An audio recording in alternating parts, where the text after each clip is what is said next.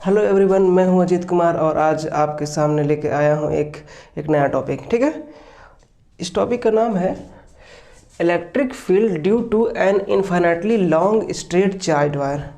जैसे कि हमने अब तक ये पढ़ रखा है कि एक पॉइंट चार्ज के लिए इलेक्ट्रिक फील्ड क्या होगी, एक डाइलेक्ट्रिक के लिए इलेक्ट्रिक फील्ड क्या होगी। अब हम ये देखेंगे कि मतलब ये जो इलेक्ट्रिक चार्ज है वो जो फील्ड जनरेट करता है वो किसके द्वारा, एक इनफाइनाइटली लॉन्ग स्ट्रेट वायर के लिए है। ठीक है, तो ठीक है, हम इसको मतलब बनाते हैं। ठीक है, एक स्ट्रेट वायर हो गया, हम इसको थोड़ा सा थिक बनाते हैं ताकि आप लोगों को समझने में बहुत आसानी हो जाए। इसको हम थिक बना लें, हालांकि ये है एक सिलेंड्रिकल शेप का, लेकिन हम इसको एक थिक बना रहे हैं और इसके चारों तरफ एक गॉसियन सरफेस ड्रॉ करते हैं। जो गॉसियन सरफेस होगा वो सिलेंड्रिकल शेप में होगा। ठीक है, और इस गॉसियन सरफेस को हम रिलेट करेंगे इलेक्ट्रिक फील्ड से, क्योंकि हम ये जानते हैं कि इलेक्ट्रिक फील्ड कैलकुलेट करने के लिए हम एक गॉसियन सरफेस को हमेशा ही कंसीडर करते हैं ताकि हम इसका एक्सप्लेनेशन बहुत अच्छे से कर सकें। ठीक है, देखिए, तो ये एक गॉसियन सरफेस हो गया जो कि सिलेंड्रिकल शेप में है। आपको अच्छे से समझ में आ भी रहा होगा। देखिए, अब इसको हम इनफाइनाइटली चार्ज वायर, हमने यहाँ पे क्या रखा है, पॉजिटिव चार्ज रखा है। ठीक है, अब देखिए यहाँ पे क्या है कि ये जो उस सिलेंडर होता है उसके एटलीस्ट 3 फेसेस होते हैं, हालांकि 3 ही फेस होते हैं। देखिए, एक होता है ये कर्व एरिया, ठीक है, एक होता है ये नीचे का सर्कल और एक ऊपर का सर्कल। तो ये कर्व एरिया को हम S1 मानते हैं यानी कि सरफेस 1, इसको मानते हैं S2 यानी कि सरफेस 2, और इसको मानते हैं S3 यानी कि सरफेस 3। ठीक है, अब इसकी जो हाइट है उसको हम L मानते हैं।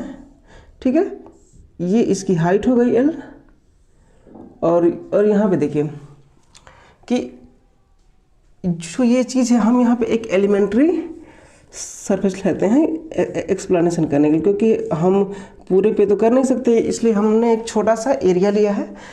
वो किस पे, S3 पे। एक छोटा सा एरिया लेते हैं किस पे, S1 पे। एक छोटा सा एरिया लेते हैं किस पे, S2 पे। ठीक है, हालांकि हम जानते हैं कि जो इलेक्ट्रिक फील्ड होती है वो हमेशा क्या निकलती है, आउटवर्ड डायरेक्शन में होती है। ठीक है, किसी भी गॉसियन सरफेस के इलेक्ट्रिक फ्लक्स ऐसे निकलती है, और इलेक्ट्रिक फ्लक्स का डायरेक्शन ही क्या होता है, इलेक्ट्रिक फील्ड का डायरेक्शन होता है। तो देखिए यहाँ पे जब ये इलेक्ट्रिक फील्ड है ये इसके आउटवर्ड निकल रही है तो हम हर जगह दिखा नहीं सकते, इसलिए हमने एक छोटा सा एलिमेंट्री चार्ज ले लिया है, एलिमेंट्री सरफेस एरिया, और इसको हमने ये डिनोट किया है कि ये जो इलेक्ट्रिक फील्ड यहाँ पे है और ये जो एलिमेंट्री सरफेस S1, ये दोनों क्या है, एक ही डायरेक्शन में है। ठीक है, यहाँ पे हम देखते हैं चूँकि ये जो सिलेंडर है अगर हम ऐसे कंसीडर करते हैं, ऐसे ऊपर से लेके नीचे तक, इसका मतलब क्या है कि नीचे का जो है वो क्या है, एक सर्कल है, ऊपर का भी एक सर्कल है। तो जब हम ds कट करेंगे, मतलब ds वैल्यू को लेंगे, तो हम छोटा सा एलिमेंट्री पार्टिकल लेंगे जो कि नीचे की तरफ आउटवर्ड होगा। वो ये हो गया आपके ds का डायरेक्शन। ठीक है, और ये इलेक्ट्रिक फील्ड का डायरेक्शन। ठीक है, इन दोनों के बीच का एंगल क्या है, 90 डिग्री। यहाँ के इनके बीच का एंगल क्या है, 0 डिग्री। ठीक है, 0 डिग्री। सेम कंडीशन यहाँ करेंगे, जैसा कि हम ऑलरेडी जानते हैं कि जो सिलेंडर होता है उसके ऊपर भी एक सर्कल होता है और नीचे भी एक सर्कल होता है। तो देखिए हमने क्या किया है कि S1 कट किया, S2 कट किया और S3 कट किया। ये देखिए हमारा डायग्राम कंप्लीट हो गया। अब इस चीज़ के बारे में हम एक्सप्लेनेशन करते हैं। ठीक है, चलिए देखते हैं। आई होप कि आपको ये डायग्राम समझ में आएगा। ये एक इनफाइनाइटली चार्ज वायर है और हम इसको डॉटेड लाइन से ही ड्रॉ करेंगे ताकि ये ना दिखे कि हमने एक पूरा का पूरा सॉलिड सिलेंडर ही हमने कंसीडर कर रखा है। ये एक इमेजिनरी सिलेंडर है जो कि हम एक्सप्लेन करने के लिए हमने इसको ले रखा है। ठीक है, देखिए आगे हम इस चीज़ को एक्सप्लेनेशन फर्दर करते हैं। हम इसको पहले डॉटेड क्रिएट कर लें ताकि ये ना दिखे कि ये एक सॉलिड है, ये बस एक इमेजिनरी कॉन्सेप्ट है। ठीक है, यहाँ पे आई होप कि आपको ये चीज़ें समझ में आ रही होंगी। ठीक है, चलिए तो हम यहाँ देखते हैं, कंसीडर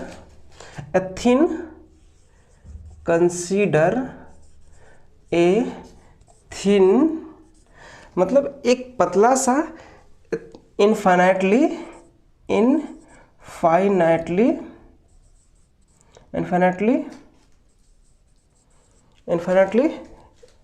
देखिए, इनफाइनाइटली लॉन्ग स्ट्रेट वायर। ठीक है, एक हमने क्या किया, एक कंसीडर किया क्या, एक इनफाइनाइटली लॉन्ग स्ट्रेट वायर, यानी कि ये, ठीक है, ये एक पतला सा है। अब wire having a uniform linear charge density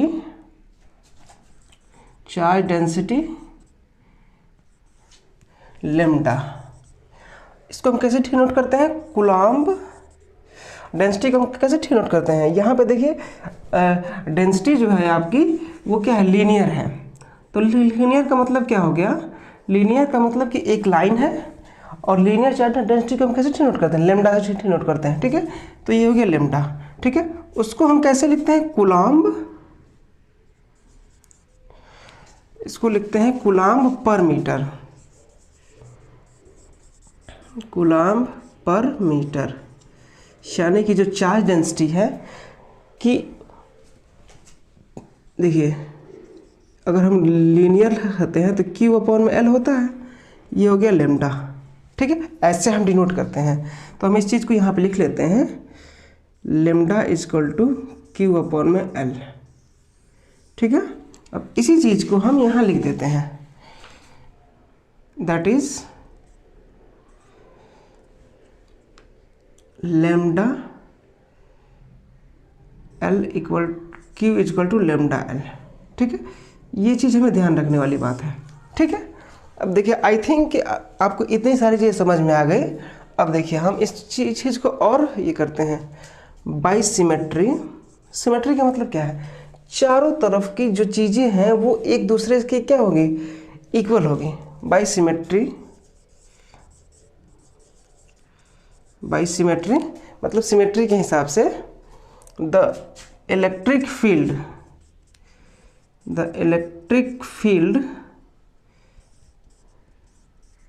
E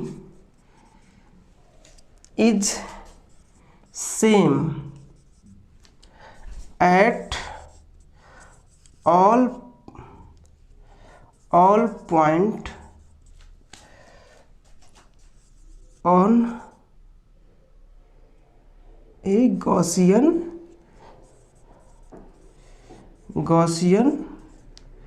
surface.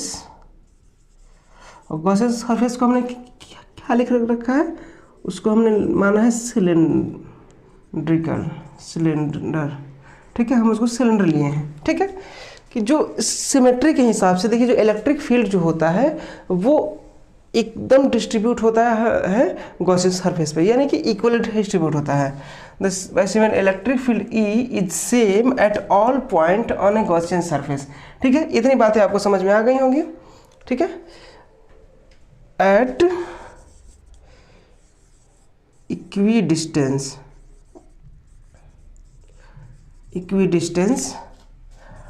on the surface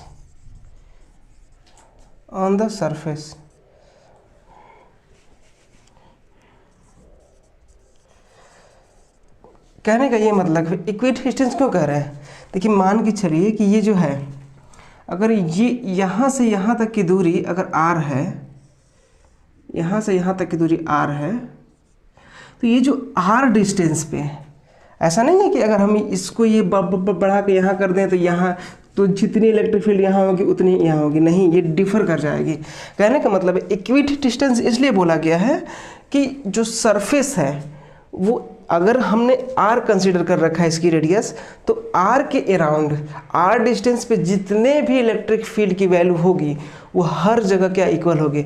अगर सपोज दैट कि अगर हम r की वैल्यू को थोड़ा सा मतलब बढ़ा लें, तो जो वैल्यू यहाँ होगी वो वैल्यू यहाँ नहीं होगी, क्योंकि ये जो वैल्यू होती है वो डिस्टेंस पे भी डिपेंड करती है। तो इसीलिए यहाँ पे कहा गया है at equidistance on the surface. ठीक है, ये बात आई होप कि आपको ये चीज़ें समझ में आ रही होंगी। ठीक है, अब हम क्या करते हैं, to calculate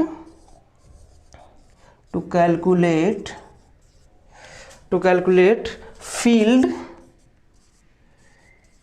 eight distance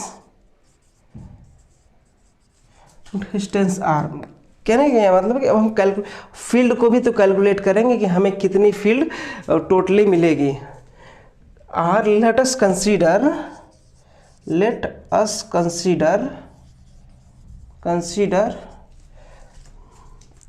are of a cylinder. R is a radius of cylinder. R is a radius of Gaussian cylinder.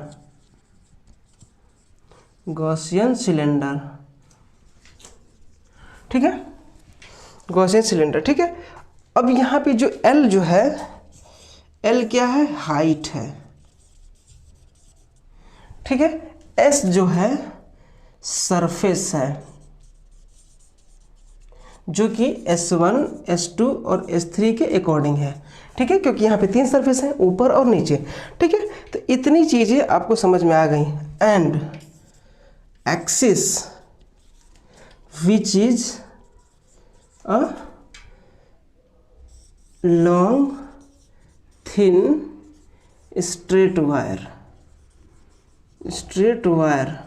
कहने का ये मतलब है कि देखिए हमने क्या किया, हमने कंसीडर किया कि जो रेडियस है उसका r होगा, लेंथ जो है l होगा, और जो इसका सरफेस है, ये टोटल सरफेस जो होता है वो 3 भागों में इसमें डिवाइड है, S1, S2 एंड S3। ठीक है, तो इस चीज़ को हमने S सरफेस लिया जो 3 भागों में डिवाइड है, और जो इसका एक्सिस है, मैं इसी के अराउंड तो हमने एक गॉसियन सिलेंडर कंसिडर किया है। तो ये चीज़ ये हो गई कि एक्सिस विच लॉन्ग थिन स्ट्रेट वायर, यानी कि जो इसकी एक्सिस है जो कि एक लॉन्ग थिन स्ट्रेट वायर है। तो ठीक है, हम पहले ये देखते हैं कि ये जो सरफेस है, क्योंकि अगर गॉसियन सरफेस है तो हम जाहिर सी बात है हम फ्लक्स की कल्पना करेंगे, और जो आपकी फ्लक्स है उसको हम कैलकुलेट करेंगे, क्योंकि ये डिफरेंट सरफेस एरिया है। तो इस चीज़ को हम कैलकुलेट करते हैं। ठीक है, चलिए हम इसको रब करते हैं।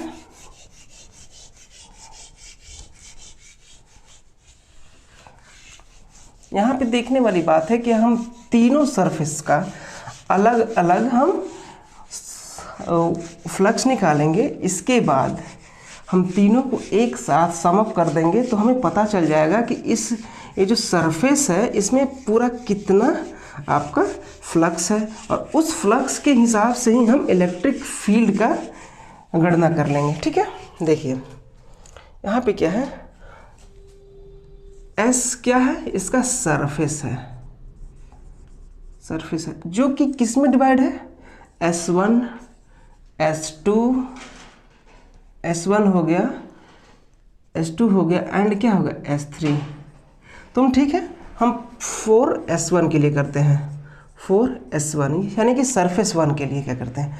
देखिए सरफेस 1 के लिए जो फ्लक्स होगा, हम फ्लक्स को कैसे डिनोट करते हैं, फाई से डिनोट करते हैं, चूँकि ये इलेक्ट्रिक फ्लक्स है इसलिए F∅E1 कर देते हैं। ठीक है, अब देखिए जैसा कि आप जानते हैं कि जब हम फ्लक्स का हम कैलकुलेशन करते हैं, हम लिखते हैं कि इंटीग्रेशन E.ds।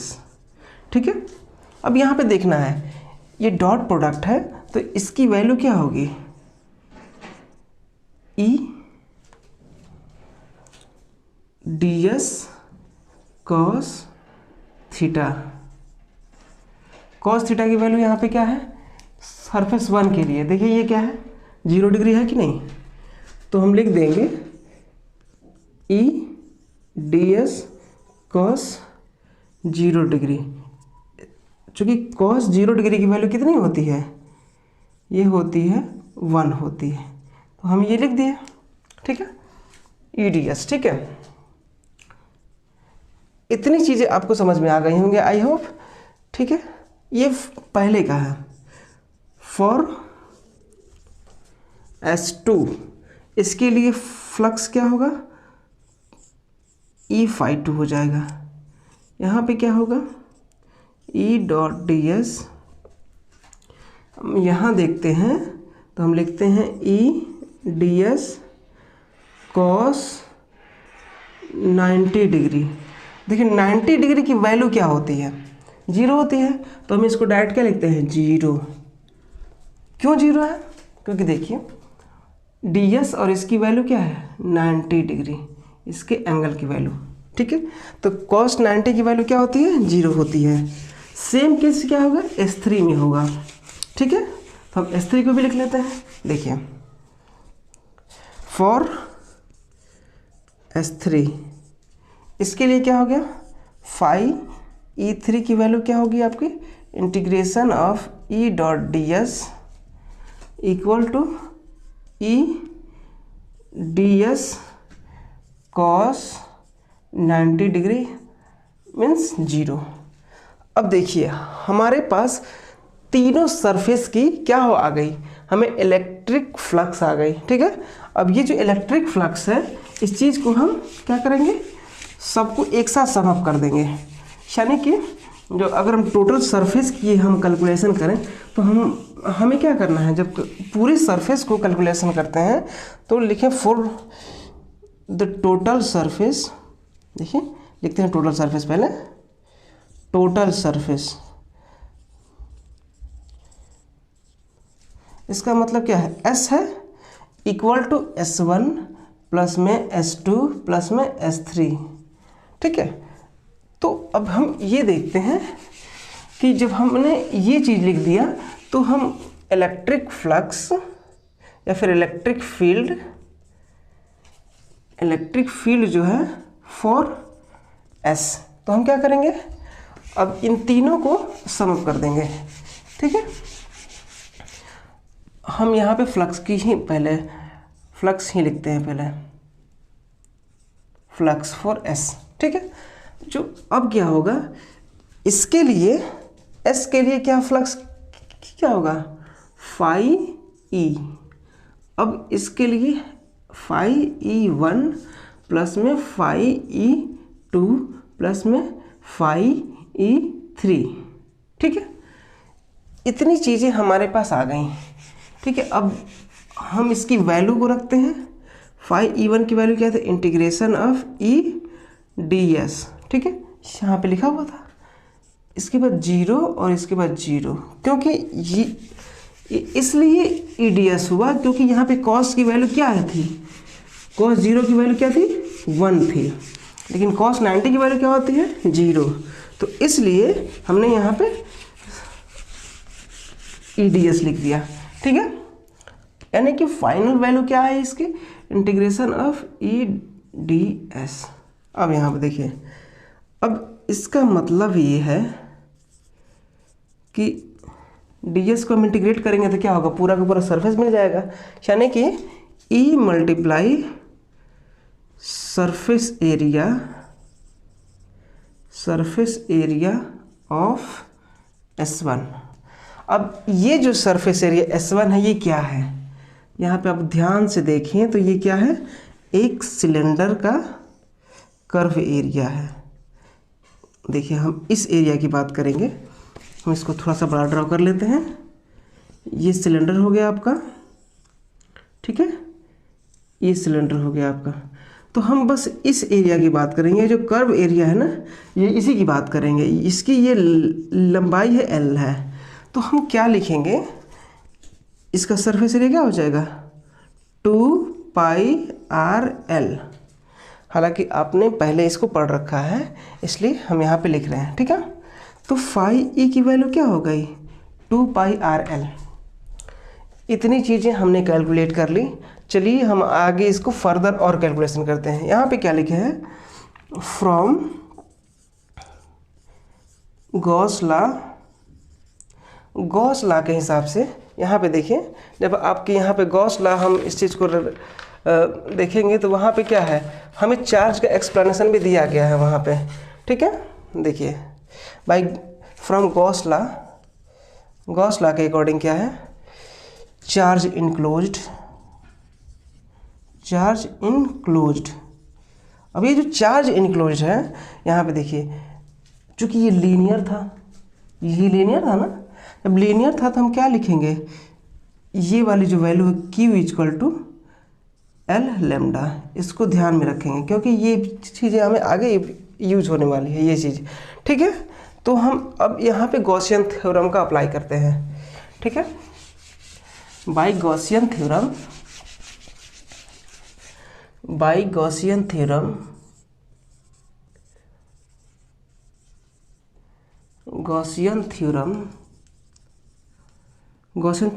के अकॉर्डिंग क्या होगा, जो टोटल फ्लक्स होता है, टोटल फ्लक्स क्या हो जाता है, phi E equal to Q enclosed by epsilon naught होता है, बाई एप्सिलॉन नॉट। ये आप लोग ऑलरेडी पढ़ चुके हैं। अगर हम इसको इक्वेशन फर्स्ट मानते हैं और इसको इक्वेशन सेकेंड मानते हैं, अब यहाँ देखिए पहले और दूसरे को हम कंपेयर करेंगे तो क्या ये दोनों की वैल्यू सेम है कि नहीं, फाई और फाई, तो हम इसको इक्वल कर देते हैं। From equation first and second, from equation first and second, इससे हमें क्या मिलता है, वी गेट, हमें क्या मिलता है, देखिए E, इसकी वैल्यू लिख लेते हैं E 2πRL। देखिए दोनों का लेफ्ट हैंड साइड क्या है, इक्वल है, ठीक है, तो राइट हैंड साइड भी इक्वल हो जाएगा, ठीक है। तो Q बाई में एप्सिलॉन नॉट, इतनी चीज़ें आपके पास आ गई। देखिए ये आ गई ना, अब हम इसका फर्दर कैलकुलेशन करेंगे, ठीक है। अब हमारा देखिए इलेक्ट्रिक फील्ड अब निकल जाएगा, क्योंकि यहाँ पे देखिए E की वैल्यू है ना, अगर E को इधर रख के बाकी सबको उधर भेज देते हैं और इसके बाद हम सारी वैल्यू को पुट कर देते हैं, ठीक है। तो यहाँ पे क्या आ जाएगा, यहाँ देखिए E को इधर रखेंगे, बाकी को इधर भेज देंगे, तो E इज इक्वल टू, यहाँ लिखते हैं 1/2πRL Q बाई में एप्सिलॉन नॉट। अब इसको रीअरेंज करते हैं बस, यहाँ पे देखिए Q की वैल्यू यहाँ से लिख देंगे हम, तो E इज इक्वल टू 1/2π, देखिए एप्सिलॉन नॉट को यहाँ लिख देते हैं, ठीक है। अब Q की जगह क्या लिखते हैं, Q की जगह L लैम्डा अपॉन में, अब यहाँ पे क्या बचा है, R बचा, L बचा, R और L, एक L से एक L कट जाएगा हमारा, ठीक है। तो अब क्या आएगा हमारे पास, 1/2π एप्सिलॉन नॉट लैम्डा अपॉन में R, इतनी चीज़ें हमें मिल गई। तो E equal to Q upon में, Q नहीं यहाँ लैम्डा होगा, ठीक है, सॉरी, लैम्डा अपॉन में 2πR एप्सिलॉन, हम ये चीज़ें हम लिख सकते हैं, ठीक है। आई होप कि आपको सारे के सारे डेरिवेशन आपको समझ में आए होंगे। तो ये क्या है, ठीक है, तो इलेक्ट्रिक फील्ड, ये क्या है, electric field due to infinitely